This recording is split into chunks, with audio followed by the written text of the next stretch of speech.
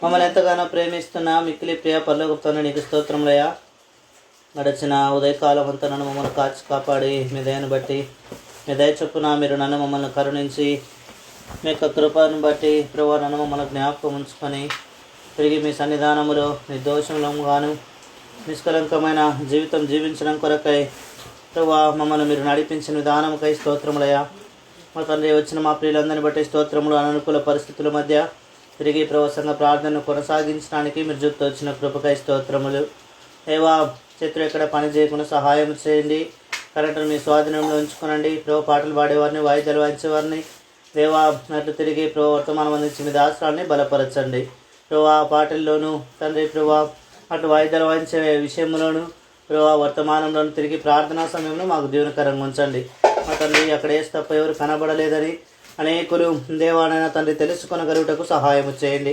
మాకు కాదే హోవా, మాకు కాదు జరిగే ప్రతి మీటింగ్ ద్వారా మీ నామం మహింపరచబడుటకు సహాయం చేయమని వందనాలు చెల్లిస్తూ కృపకు అప్పగించుకుంటూ మిక్కిలి వినయముతో యేసుక్రీస్తు నామమున స్తుతించి ప్రార్థించి అడిగి బ్రతిమాలి వేడుచున్నాం తండ్రి, ఆమె.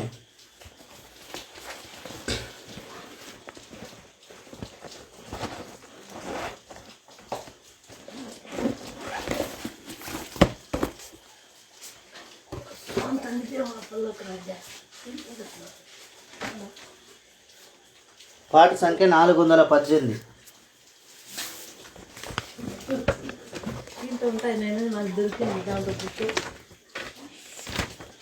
పాట సంఖ్య 418. పాత దాంట్లో 358. ప్రియ యేసు నిర్మించితివి ప్రియమారనారుదయం ముదమారవతిం సునాం హృదయాం తరంగమునాం ముదమారవతిం సునాం హృదయాం తరంగమునాం నీరాక్షతాభమునాం నారోత హృదయ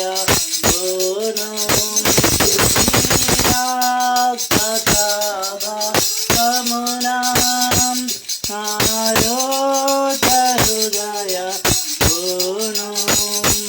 పవిత్ర పరచుము తండ్రి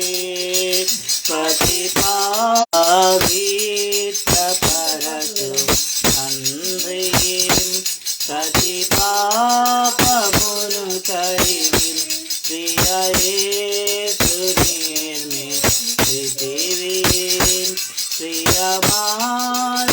ప్రియమారనారుదయం ముదమారవతి సునాం హృదయాంతరమునం ఆజాగరు కుడవైతిం నిజాశ్రయంబు విడచిం ఆజాగరు కుడనైతిం నిజాశ్రయం భూ విడచిం కరుణారసముతో నాకై కనిపెట్టితివి తండ్రి రసముతో నాకై కనిపెట్టితివి తండ్రి ప్రియ యేసుని మించితివి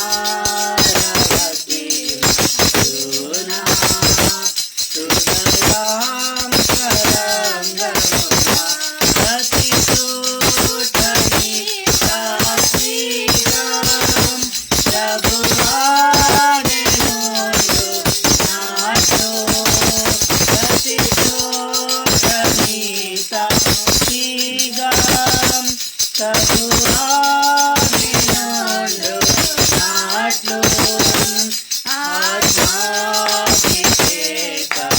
నిమ్ము ఆత్మీయరూపుల ఆత్మాభిషేకం నిమ్ము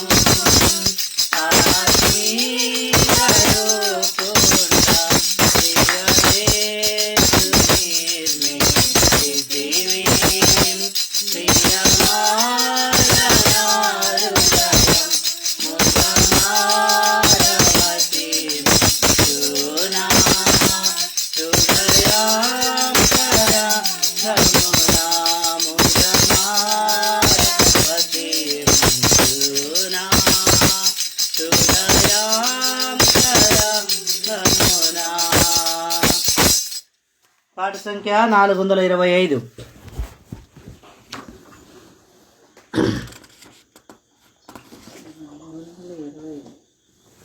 పాత దాంట్లో 365.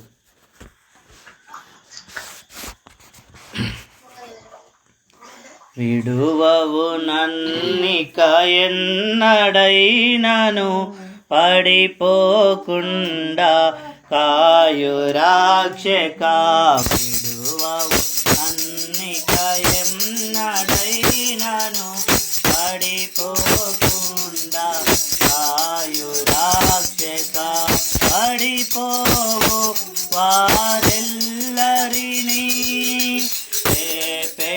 వాడవు నీవే ప్రభు. పడిపోవు వారెల్లరినీ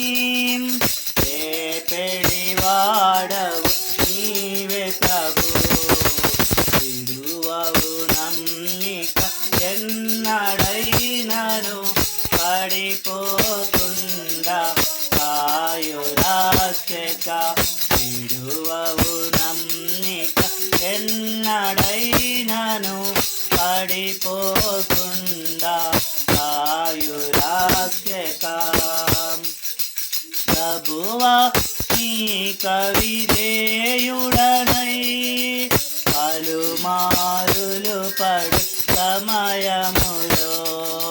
ప్రభువా నీక విధేయుడనై పలుమారులు పడు సమయములో.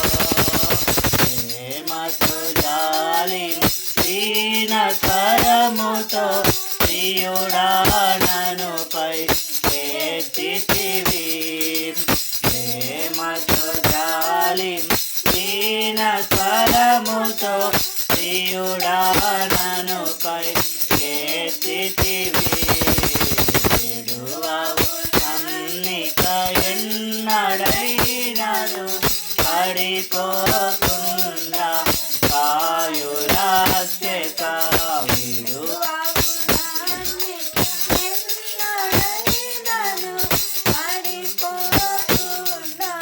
కాయు రాక్షక. ఆదము హవ్వలు ఏదెనులో ఆశతో ఆజ్ఞ మీరినను. ఆదము హవ్వలు ఏదెనులో ఆశతో ఆజ్ఞ మీరినను. సిలువకు సాయక బలినర్పించి ప్రియముగా విమోచించితివి. సిలువకు సాయక బలినర్పించి ప్రియముగా విమోచించితివి.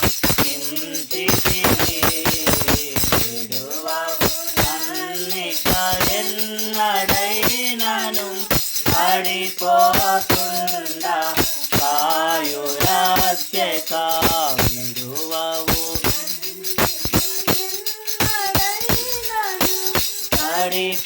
పడిపోకుండా కాయు రాక్షక. మోషేకు నీ దర్శన నీతి నీ ప్రజలను నడిపించుటకై. మోషేకు నీ దర్శనమిచ్చి నీ ప్రజలను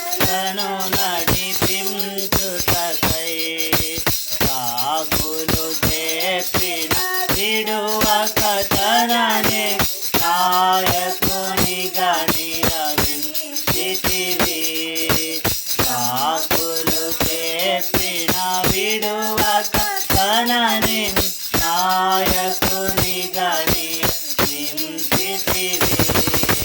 విడువవు నన్నిక ఎన్నడైనను పడిపోకుండా కాయు రక్షక.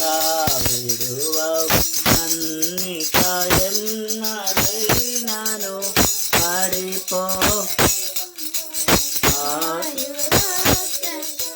స్వంత తలంపున దావీదు అమృతమును తెచ్చునప్పుడు, స్వంత తలంపున దావీదు అమృతమును తెచ్చునప్పుడు,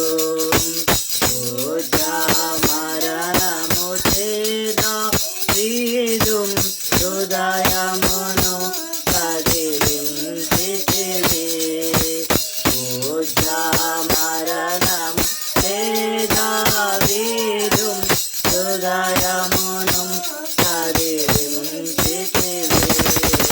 విడువవు నన్నిక ఎన్నడైనను పడిపోకుండా కాయు రక్షక.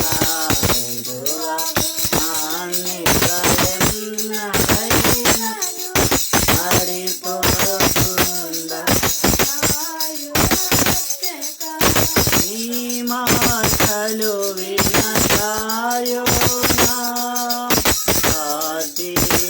తీసుకుతరలి నప్పుడు, నీ మాటలు వినసాయోనా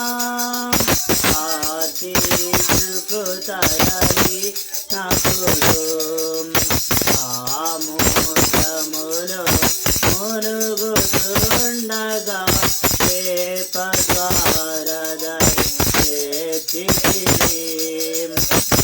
ఆమోదములో మునుగుతుండగా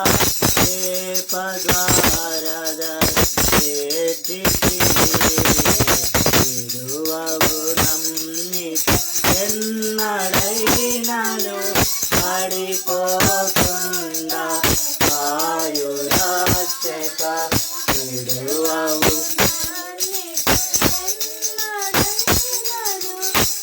పడిపోకుండా కాయు రక్షక. నిన్నెన్నడు ఎడబాయనని నీకముగా పేరు పలికే, నిన్నెన్నడు ఎడబాయనని నీకముగా పేరు పలికే.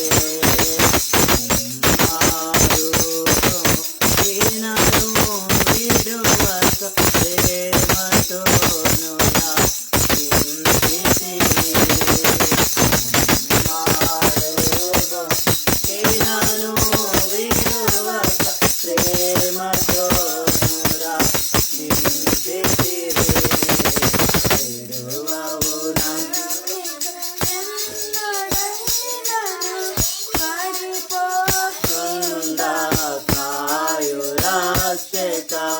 విడువవు నన్నిక ఎన్నడైనను పడిపోకాయు రక్షక. మా చేతియు మా భక్తియు కాదు ఇలలో జీవించుట ప్రభువా.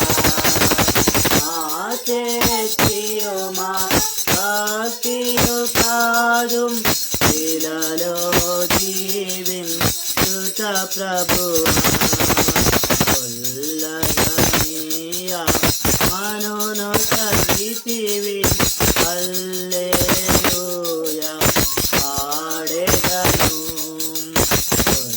కొల్లగనీయ మనును తగితివి హల్లెలూయా పాడెదను. విడువవు నన్నిక ఎన్నడైనను పడిపోకుండా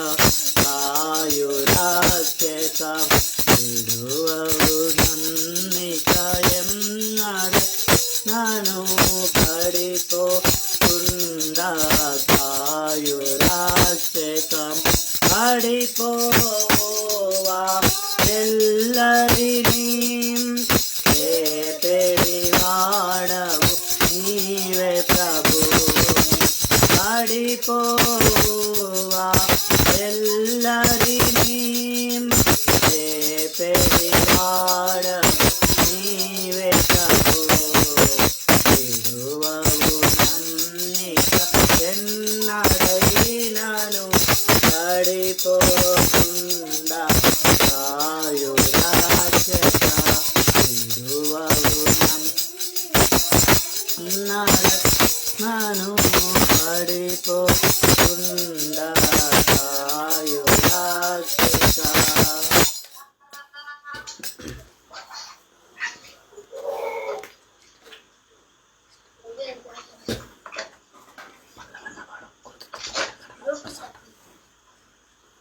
పాట సంఖ్య 426. చివరిగా పాట సంఖ్య 426, పాత దాంట్లో 366.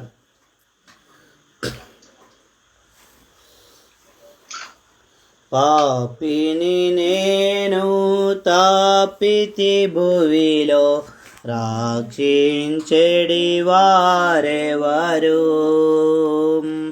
ఓ ప్రభు యేసు నిరీక్షణతో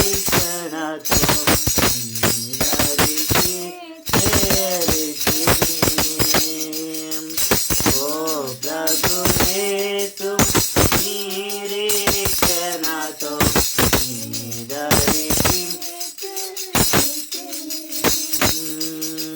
ప్రభువా పాపిని రక్షించుటకు ఈ భూమి కరుణించితివి. ప్రభువా పాపిని రక్షించుటకు ఈ భూమి కరుణించితివి. దౌర్భాగ్యుడను వేడిసి శరణం చేను. దౌర్భాగ్యుడను వేడిసి శరణం చేను. పాపిని నేను పాపితి భువిలో రక్షించెడివా ఎవరు? ఓ ప్రభు యేసు నిరీక్షణతో నీదరికి చేతిని. ఓ ప్రభు యేసు నిరీక్షణతో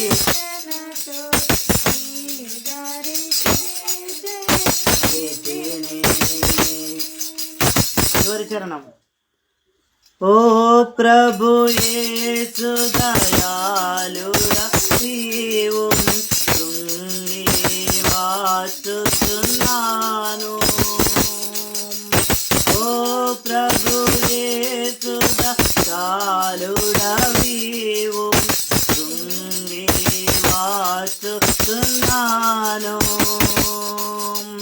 నా పాపములు క్షమించు ప్రభువా, గొప్ప రక్షణ కర్త నీవే. నా పాపములు క్షమించు ప్రభువా, గొప్ప రక్షణ కర్త నీవే. పాపిని నేను పాపితి భువిలో రక్షించెడివా ఎవరు? ఓ ప్రభు యేసు నిరీక్షణతో నీదరికి చేతిని. ఓ ప్రభు యేసు నిరీక్షణతో నీదరికి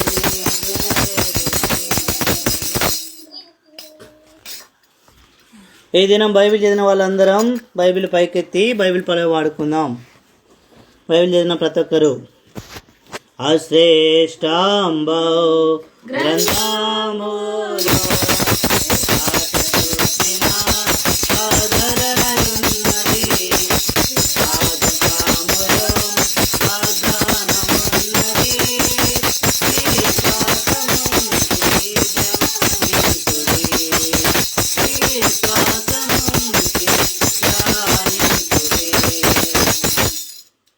సహోదరి రేచల్ ఇప్పుడు మనకు సంఘ ప్రార్థన కొరకైన మాటలు అందిస్తుంది.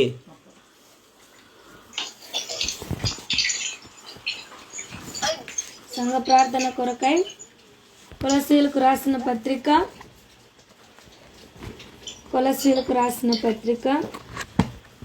3వ అధ్యాయము.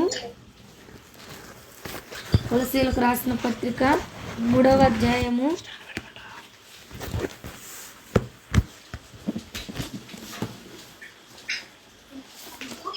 22వ వచనమును మనమందరము కలిసి చదువుకుందాం. కొలస్సీలకు రాసిన పత్రిక 3వ అధ్యాయము 22వ వచనమును మనమందరం కలిసి చదువుకుందాము. దాసులారా, మనుషులను సంతోషపెట్టు వారైనట్టు కంటికి కనబడవలనని కాక ప్రభువునకు భయపడుచు శుద్ధీకరణ గలవారై శరీరమును బట్టి మీ యజమానులైన వారికి అన్ని విషయములలో విధేయులై ఉండుడి. దేవుడు మనతో మాట్లాడినట్టు చిన్న ప్రార్థన చేసుకుందాము. ప్రేమగల తండ్రి, జీవంగల దేవానికి స్తోత్రములు. ఇంతవరకు పాటల్లో మీరు సహాయం చేస్తూ వచ్చిన విధానాన్ని బట్టి స్తుతిస్తున్నాం. తిరిగినైనా మరి వాక్య ధ్యానంలో కూడా మీరే సహాయం చేయండి. చదువుకున్న లేఖన భాగము ప్రభువా మాకు అర్థమయ్యేటట్లు మీరే విరిచి మాకు పంచిపెడుతురమ్మని ప్రార్థిస్తుంటున్నాం. అట్లు ప్రభువా ఆన్లైన్లో ఉన్నవారు కూడా చక్కగా వినగలుగునట్లు నేను వినగల చెవులను గ్రహించే మనసును మీరు మాకు అందరికీ దయచేస్తురమ్మని వందనాలు చెల్లిస్తూ యేసు పరిశుద్ధమైన నామమున స్తుతించి ప్రార్థించి అడిగి వేడుకుంటున్నాము తండ్రి. ఆమేన్.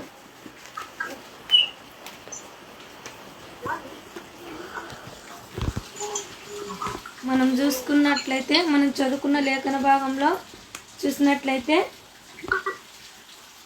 దాసులారా, మనుషులను సంతోషపెట్టు వారైనట్టు కంటికి కనబడవలనని కాక ప్రభువునకు భయపడుచు శుద్ధీకరణ గలవారై శరీరమును బట్టి మీ యజమానులైన వారికి అన్ని విషయములలో విధేయులై ఉండుడి. మన యొక్క జీవితంలో అన్నీ ఉంటాయి కానీ విధేయత అనేది మన యొక్క జీవితంలో చాలా మందికి ఉండదన్నమాట కదా. చాలామంది ప్రభువుని ఎరుగుతారు, మందిరానికి వస్తారు, మందిరంలో వాక్యం బాగా వింటారు. అయితే లోబడే తత్వం అనేది చాలా మందికి ఉండదు. ప్రతి ఒక్కరు, చాలామంది, అందరూ కాదు కానీ ఉండేవారిలో కొంతమంది ఏం చేస్తారంటే దేవుని మందిరంలో తగ్గించుకోవడానికి ఇష్టపడరు అన్నమాట. రాజుల వలె మందిరానికి వస్తారు, అధికారుల వల్ల ఏం చేస్తారంట దర్జాగా కూర్చొని వాక్యం విని వెళ్ళిపోయే స్థితిలోనే ఉంటారు. కానీ అయితే దేవుని యొక్క మందిరంలో దేవుని పని చేయడానికి చాలామంది ఇష్టపడరు అన్నమాట. తన నడుము వంచరు, తన చేతిని మందిరం పని కొరకై ఉపయోగించరు కదా. ఏదో మేము అధికారులము, ఏదో మాకు ఇంత ఇది ఉన్నది, గొప్ప పేరున్నది అని చాలామంది అనుకుంటారు. కానీ వారి యొక్క జీవితంలో దేవుని మందిరంలో పనిచేయడానికి ఇష్టపడరు అన్నమాట. దేవుడు చెప్తున్నాడు, దాసులారా, మనుషులను సంతోషపెట్టు వారైనట్టు కంటికి కనబడవలనని కాక కదా. మనుషులను సంతోష పెట్టాలి. అప్పుడు సేవకుడు ఏమన్నా అనుకుంటాడేమో, ఈ దినం నేను మందిరానికి పోకపోతే అని అనుకోని మందిరానికి వచ్చేవారు కొంతమంది ఉంటారన్నమాట. అయితే వారి హృదయము నిజంగా దేవుని వాక్యం వినాలని, లేదా దేవుని మందిరంలో ఏమైనా పని ఉంటే చెయ్యాలని, దేవునికి సమీపంగా జీవించాలని ఏమాత్రం ఉండదు. కానీ సేవకుడు ఏమైనా అనుకుంటాడేమో అన్న ఉద్దేశంతో, అంటే సేవకునికి కనబడవలనని మందిరానికి కొంతమంది వస్తారన్నమాట. అయితే దేవుడు చెప్తున్నాడు, మనుషులను సంతోషపెట్టు వారైనట్టు కంటికి కనబడవలనని కాక ఎవరిని సంతోష పెట్టాలంట? ప్రభువును సంతోష పెట్టాలంట, ఆయనకు భయపడాలంట. కొంతమందికి ఏమైనా పరిచయం అప్పగిస్తే, అయ్యా ఇదిగో మందిరంలో పలాని వస్తువు చెడిపోయింది, వెళ్ళి తీసుకొని రా అయ్యా. సొంత డబ్బులు కాదు పాపం, మందిరం డబ్బులు ఇచ్చినా కూడా అరే నా రేంజ్ ఏంటి, నేను వెళ్ళి సామాన్ తీసుకురావాలనా? అయ్యా కాస్త మందిరం మీటింగ్ స్టార్ట్ అవుతుంది, స్త్రీలు ఎవరు రాలేదు, అయ్యా నువ్వు కాస్త పరకబట్టి మందిరంలో చెప్తుడువు, లేదా ఒక స్త్రీనే తీసుకుందమ్మా, పనిచేసే వాళ్ళు ఇంకా రాలేదమ్మా, కాస్త పరకబట్టి నూకమ్మా అంటే చాలామంది విధేయత చూపించరు మందిరాలలో. కారణం ఏంటంటే వారు మనుషులను సంతోష పెట్టాలనుకుంటున్నారు కానీ దేవుని సంతోష పెట్టాలని అనుకోలేదు. ఇంకా ఏముందంటే వారికి హృదయంలో గర్వం అనేది నింపబడుతూ వచ్చిందనమాట. దేవుడు అంటూ వచ్చినాడు కదా, తను తాను తగ్గించుకున్నవాడు హెచ్చింపబడును, తను తాను హెచ్చించుకున్నవాడు తగ్గించబడును. దేవుని సన్నిధిలో విధేయులుగా జీవించడానికి, లోబడే తత్వంలో జీవించడానికి చాలా మందికి ఈ కాలంలో కష్టమైపోతుంది. ఎందుకంటే ఎక్కువ మంది మనుషుల కొరకయే మందిరానికి వస్తున్నారు, కానీ దేవుని సంతోష పెట్టాలని, దేవునికి భయపడి మందిరానికి రావడం లేదన్నమాట కదా. యజమానులైన వారికి అన్ని విషయంలో ఎట్లుండాలంట, విధేయులై ఉండాలి. మనము ఎగ్జాంపుల్గా ఒక ఆఫీస్లో పనిచేస్తూ ఉంటాము, వర్కర్స్గా పనిచేస్తూ ఉంటాం. యజమానుడు ఒక పని చెప్పినప్పుడు మనం చేయమా? ఖచ్చితంగా చేస్తాం. చేయకపోతే ఉద్యోగంలోంచి తీసేస్తాడు, బ్రతుకు బస్ స్టాండ్ అయిపోతుంది కదా. అన్నం పెట్టేవాళ్ళు కూడా కొండరు. కాబట్టి ఎట్టి పరిస్థితుల్లో కూడా ఆ యొక్క పనిని ఖచ్చితంగా చేయాలి. అయితే అందరికీ యజమానుడైనటువంటి ప్రభువు చెప్పే పని నువ్వు చేస్తున్నావా? రక్షింపబడిన వారికి ప్రభు చెప్పిన పని ఏంటంటే, సర్వలోకమునకెళ్ళి సర్వ సృష్టికి సువార్త ప్రకటించు. మార్కు సువార్తలో రాయబడింది కదా, నమ్మిన వారు రక్షింపబడుదురు, నమ్మని వారికి శిక్ష విధింపబడునని వాక్యం చెప్తా ఉంది. అయితే రక్షింపబడినటువంటి నువ్వు దేవుని పనిని చేస్తున్నావా? రక్షణ లేని వారికి దేవుడు చెప్తున్న మాట ఏంటంటే, సమయము తక్కువగా ఉన్నది, దినములు చెడ్డవి గనక సమయమును పోనీయక సద్వినియోగము చేసుకోవాలంటే, దీపం ఉన్నట్లుగానే ఇంటిని చక్కబెట్టుకున్నట్లుగా ప్రాణం ఉండగానే మనం ఏం చేయాలంట, ప్రభువును నమ్ముకోవాలా. రక్షణ లేని వారు రక్షింపబడాలా, దేవుని రక్తం చేత, ఆయన రక్తం చేత కడగబడాలా కదా. బాప్తిస్మ అనుభవంలోకి నడవాలా కదా. బాప్తిస్మ పొందుకున్న వాళ్ళు దేవుని పనిలో ప్రతిదినం పాలు పుంజుకోవాలా, ఆత్మీయంగా వర్ధిల్లాలా. ఈ మాటలే కదా ప్రభు చెప్పేది, నిన్ను వల్ల నీ పొరుగు వారిని ప్రేమించు. మరి యజమానుడు చెప్పే మాటలను నీవు నేను మన యొక్క జీవితంలో వింటున్నామా? దేవుడు పులిపీఠం మీద నిలబడి వాక్యం చెప్పేవానికి ఒకే బహుమానం ఉంటుంది, మందిరంలో పరకబట్టుకుని ఊడ్చేవానికి కూడా ఒకే బహుమానం ఉంటుంది. దేవుడు చెప్పే ఈ యొక్క మాటలన్నీ మనము నెరవేరుస్తున్నామా లేదా, చేస్తున్నామా లేదా అనేది మన యొక్క జీవితంలో మనము పరీక్షించుకోవాలి. మన క్రియల చేత, మన చేతి పని చేత, మన యొక్క హృదయము చేత మనుషులను సంతోష పెడుతున్నామా, దేవుని సంతోష పెడుతున్నామా కదా. ఏ ఉద్దేశంతో మనం మందిరానికి వస్తున్నాం, మన యొక్క జీవితంలో మనము ఎంతైనా పరీక్షించుకోవాలి కదా. 23 చూస్తే, ప్రభు వలన స్వాస్థ్యమును ప్రతిఫలముగా పొందుదమని ఎరుగుదుము గనుక మీరేమి చేసినను అది మనుషుల నిమిత్తం కాక ప్రభు నిమిత్తమని మనస్ఫూర్తిగా చేయుడి. మీరు ప్రభువైన క్రీస్తునకు దాసులై ఉన్నారు కదా. ప్రభు పని ఎట్లా చేయాలంటే, మనము మనస్ఫూర్తిగా ప్రభు వలన స్వాస్థ్యమును ప్రతిఫలముగా పొందుదమని ఎరుగుదుము. క్రైస్తవునికి ఉండేటటువంటి నిరీక్షణ ఏంటంటే, నేను చేస్తే పరలోకానికి వెళ్తాను. దేవుడు ఈ యొక్క భూమి మీద తల్లిదండ్రులు తన పిల్లల కొరకై స్వాస్థ్యమును సిద్ధపరుస్తారు. ఈ యొక్క ఇల్లు నా చిన్న కుమారుడికి, ఈ యొక్క మిద్దె నా పెద్ద కుమారుడికి కదా. తండ్రి సంపాదించినటువంటి ఆస్తిలో కుమారులకు స్వాస్థ్యం ఇస్తారనమాట. అదేవిధంగా రక్షింపబడినటువంటి ప్రతి ప్రజకి దేవుడు ఏం సిద్ధపరిచినాడంటే, స్వాస్థ్యంగా ఆ యొక్క పరలోకమును సిద్ధపరుస్తూ వచ్చినాడనమాట. అయితే పరలోకం పోవాలంటే ఏంటి?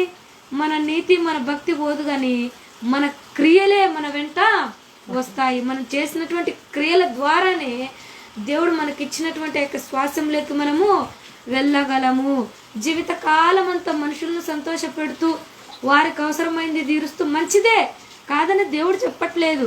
అయితే జీవితాంతము నువ్వు ఇలాగే మనుషులకే ప్రాధాన్యత ఇస్తూ మనుషుల పనిలో మనుషులకు సంబంధించినటువంటి పని ఉన్నప్పుడు, దేవుని పని ఉన్నప్పుడు, రెండిట్లో నువ్వు మనుషుల పని ఎంచుకుంటే ఇంకా దేవుని పని ఎప్పుడు చేయాలి కదా. దేవుని పని నువ్వు చేస్తే ఆటోమేటిక్గా నువ్వు చేయాల్సిన పనిని దేవుడు చేస్తాడు.